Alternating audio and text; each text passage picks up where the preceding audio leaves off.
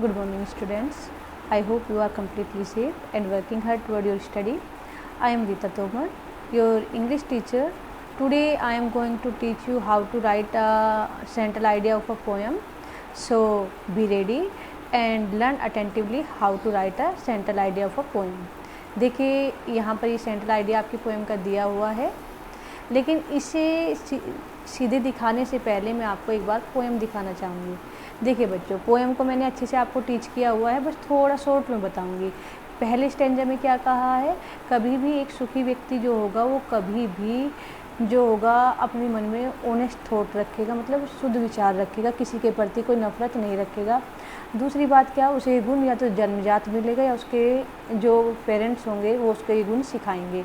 और जो उसका सच होगा, जो उसका शुद्ध सत्य होगा, बिल्कुल प्योर सत्य होगा, वो उसका क्या होगा, सबसे बड़ा हुनर होगा। उसे किसी चीज़ का डर नहीं होगा। दूसरा पैसेज, दूसरा जो स्टैंजा है वो क्या कहता है कि उसके संवेग उसके ऊपर हावी नहीं होंगे। कोई भी जो उसके ईर्ष्या, द्वेष, प्यार, पाखंड, ये चीज़ें उसके ऊपर हावी नहीं होंगी। उसकी आत्मा तक को मृत्यु का डर नहीं होगा और वो संसार की जो चीज़ें हैं उनसे अपने को दूर रखेगा। ना तो उसे कोई उन्नति चाहिए, ना तो कोई प्रोग्रेस चाहिए, ना ही उसे कोई भी किसी भी अपनी अवनति का डर होगा।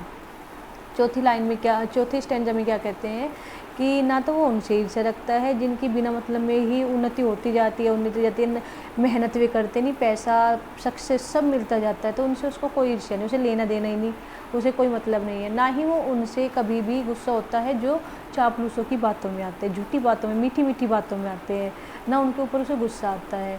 और ना ही वो उसके लिए कोई भी सरकार का नियम इतने मायने नहीं रखता जितना कि अच्छाई का नियम रखता है कि को अगर उसे दंड मिल रहा है मिल जाए, लेकिन उसे अपनी अच्छाई से मतलब है, सही कर्म से मतलब है। सही कर्मों को करने में वो किसी दंड से भी नहीं डरता है, वो किसी पनिशमेंट से भी नहीं डरता है, ना वो किसी अफवाह में आता है, झूठी बातों पे ऐसे ही विश्वास नहीं करता। वो अपनी कंशियंस, अंतरात्मा की सुनता है, ना तो वो चापलूसों की बातों में आता है, ना ही वो बड़े बड़े जो उसके विरोधी होते हैं उनके विरोध से डरता है।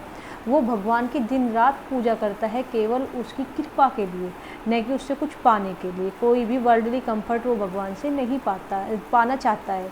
और वो अपने आप को वो किसी का दास बनना स्वीकार नहीं करता है किसी भी कारण से, क्योंकि उसके मन में लालच ही नहीं है। वो खुद का मालिक है, क्योंकि वो अपने संवेगों पर अधिकार रखता है, अपने ईर्ष्या, द्वेष, पाखंड पर अधिकार रखता है। तो सब कुछ ना होते हुए भी उसके पास सब कुछ होता है। ज़मीन, पैसा, दौलत, ये ना होते हुए भी उसके पास सब कुछ होता है। वो ही सबसे धनी व्यक्ति होता है जो अपनी इन चीज़ों पर क्या करता है, कंट्रोल करता है। तो अगर हम कहें तो मूल विचार क्या है पोएम का, आपने इस पोएम को बार बार देखा, दो ही चीज़ें रिपीट हो रही है, दो तीन चीज़ें रिपीट हो रही है। क्या हो रही है कि संसारिक चीज़ें किसी भी सुखी जीवन के लिए इम्पोर्टेंट नहीं है। पहली बात तो पोएट ये बताना चाह रहा है। सेंट्रल आइडिया क्या होता है बच्चों, किसी भी पोएम का विचार क्या था पोएट के दिमाग में जब उसने ये पोएम लिखी, वो क्या कहना चाह रहा था, क्या मैसेज देना चाह रहा था। तो उसका मैसेज क्या था कि सुखी जीवन का मूल मंत्र क्या है, कि जो हम सोचते हैं कि मुझे ये चीज़ें मिल जाए, मुझे वो चीज़ें मिल जाए, मुझे ये संपत्ति मिल जाए, मुझे वो मिल जाए, मुझे सक्सेस मिल जाए, ये चीज़ें नहीं हैं सुखी जीवन के लिए इम्पोर्टेंट। एक तो ये बात पोएट के दिमाग में थी सबसे पहली बात, कि सांसारिक चीज़ें और सांसारिक सफलता कभी भी सुखी जीवन को नहीं दिला सकती है। दूसरी चीज़ क्या रही होगी पोएट के दिमाग में, दूसरी उसने क्या की, उसने त्याग बताए कुछ। क्या क्या त्याग बताए, लालच को त्याग दो, किसी भी कारण से डर को अपने मन में मत आने दो। अगर तुम सही हो, अगर हम सही है तो हमें डर होगा ही नहीं। तो डर कब होगा, जब हमारे मन में लालच पैदा होगा कि कहीं ऐसा कर दिया तो ऐसा ना हो जाए, कहीं ऐसा कर दिया तो वैसा ना हो जाए। तो लालच जब होगा तो डर होगा, तो डर निकालना होगा, लालच निकालना होगा, तो हम क्या हो जाएंगे, सुखी हो जाएंगे। जब हमें कोई अपेक्षा ही नहीं रहेगी, हम जितना है उतने में संतोष के साथ रहते हैं, तो हमारे मन में लालच नहीं आएगा। और लालच नहीं आएगा तो हमें कुछ खोने का, कुछ जाने का डर ही नहीं होगा। जब हमें डर ही नहीं होगा, हम सही है, ठीक है, सही रास्ते पर है, तो हमें डर कैसा। ये त्याग दो है, क्या क्या, लालच और क्या, डर। ये त्यागने, डर कब पैदा होगा, जब हमें कोई उम्मीद किसी से होगी। उम्मीद ही करना छोड़ दो, बस सही रास्ते पर चलते रहो, किसी चीज़ को पाने का लालच ना करो। तीसरी बात क्या कहते हैं पोएट कि हमने त्याग भी कर दिया।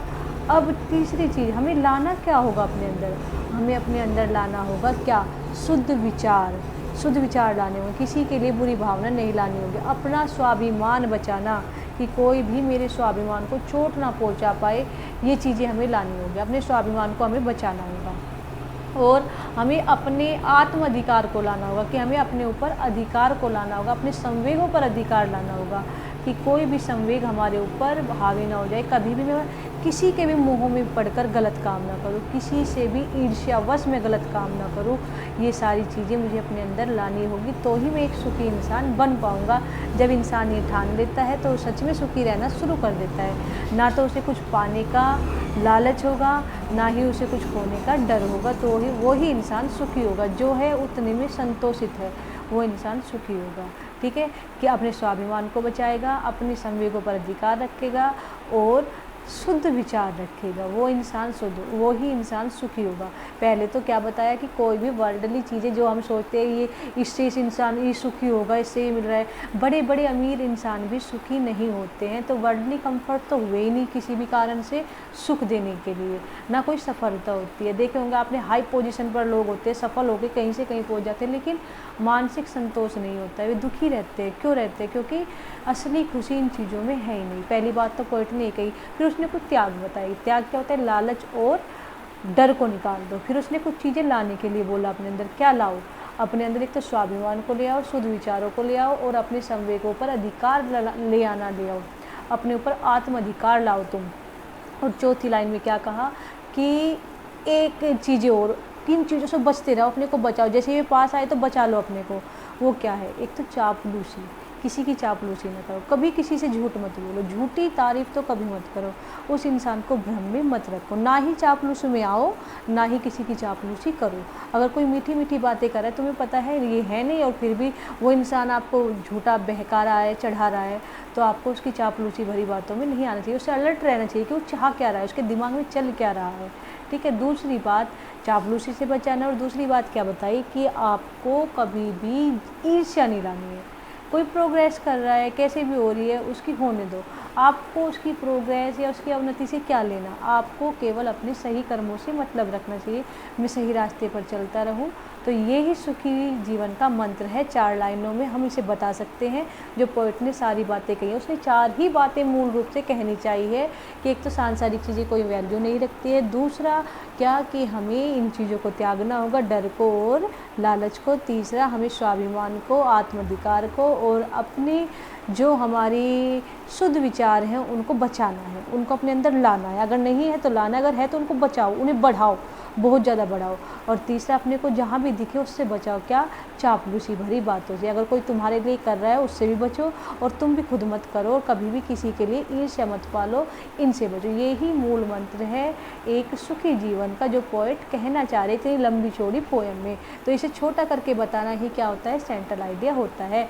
पोएट के दिमाग में उस टाइम में 4 बातें रही होंगी, इसीलिए उसने इतनी लंबी चौड़ी कहानी रची होगी। तो अब हम इसको लिखेंगे कैसे?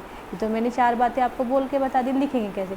सबसे पहले हम पोएम का जिक्र उठाएंगे कि किस पोएम के बारे में हम लिख रहे हैं, कौन उसका राइटर है। तो यही बातें हम शुरू में लिखेंगे।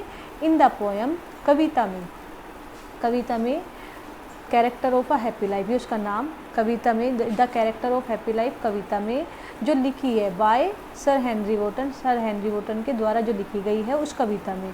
ये तो हमने शुरू में लिख लिया। In the poem character of happy life by sir Henry वोटन।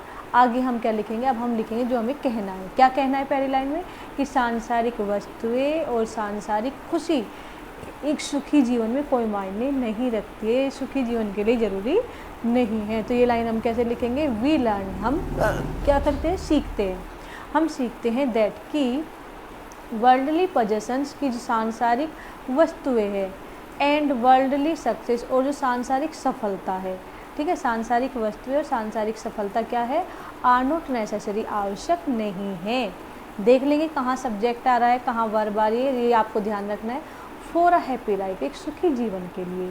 ठीक है, वी लर्न, देखिए in the poem the character of a happy life by sir Henry Wotton, we learn that worldly possessions and worldly success are not necessary for a happy life. पहली line होगी। दूसरी में हम क्या कहेंगे, हमें किस चीज़ को त्यागना है, अभी त्याग बताएंगे। ठीक है कि देखिए, यदि if a man wants to lead a happy life, यदि एक इंसान सुखी जीवन जीना चाहता है, बिताना चाहता है, सुखी जीवन की ओर जाना चाहता है, ठीक है, लीड्स टू यानी कि जाना चाहता है, व्यतीत करना चाहता है या बिताना चाहता है। एक इंसान, एक व्यक्ति वॉन्ट्स चाहता है, यदि एक इंसान चाहता है क्या, एक सुखी जीवन को बिताना, एक सुखी जीवन को बिताना चाहता है, तो देखिए यहाँ पर इफ़ कंडीशनल सेंटेंस के लिए आता है, आपको पता है, मैंने 11th में सिखाया है आपको। अब 12th में भी बहुत अच्छे से आपको ये चीज़ें सिखाऊंगी और उम्मीद करूँगी आप अच्छे से सीखेंगे कि एक व्यक्ति यदि चाहता है ना, यदि चाहता है टू लीड, व्यतीत करना अ हैप्पी लाइफ, एक सुखी जीवन को ही शुड, उसे चाहिए, क्या चाहिए, अवॉइड, छोड़ देना, उसे त्याग कर देना चाहिए। किस चीज़ का त्याग कर देना चाहिए, मैंने बताया था ना दूसरी लाइन में त्याग पूछेगा पोएट, क्या त्याग कर देना चाहिए, ऑल टेम्पटेशंस, किसको, सारे ही लालच को, सब लालच को त्याग दो, हर तरह के लालच को त्याग दो, पैसे से रिलेटेड, किसी और चीज़ की अपेक्षा को लेकर हर तरह के लालच को छोड़ दो, हर तरह के लालच, कोई भी मोह माया अपने दिमाग में मत लाओ अगर आप सुखी जीवन चाहते हो। एंड फियर, और डर को भी त्याग दो, कोई भी डर अपने मन से निकाल दो। जब लालच ही नहीं होगा तो डर कैसा होगा, जब हम किसी चीज़ की उम्मीद ही नहीं करेंगे तो हमें डर ही नहीं होगा। और तीसरी लाइन में क्या कहते हैं, हमें क्या चाहिए, क्या लाए अपने अंदर सुखी जीवन के लिए, ही शुड बी पायस, उस इंसान को क्या हो जाना चाहिए, शुद्ध हो जाना चाहिए, बिल्कुल पवित्र कर लेना चाहिए, अपने मन को पवित्र कर लेना चाहिए, अंदर से अपने आप को साफ कर लेना चाहिए।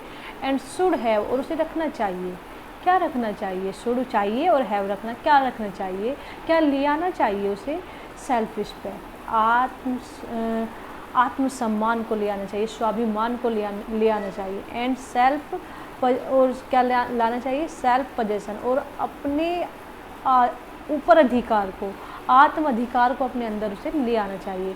एक तो मन को शुद्ध करे, स्वाभिमान को लाए अपने अंदर, दूसरा आत्म अधिकार को लाए। आत्म अधिकार का मतलब अपने संवेगों पर कंट्रोल रखे, किसी के मोह में नहीं पड़ना है, ईर्ष्या में नहीं पड़ना है, नफ़रत में नहीं पड़ना है, कोई पाखंड नहीं करना है, इन चीज़ों पर वो कंट्रोल कर ले, तभी वो सुखी हो जाएगा।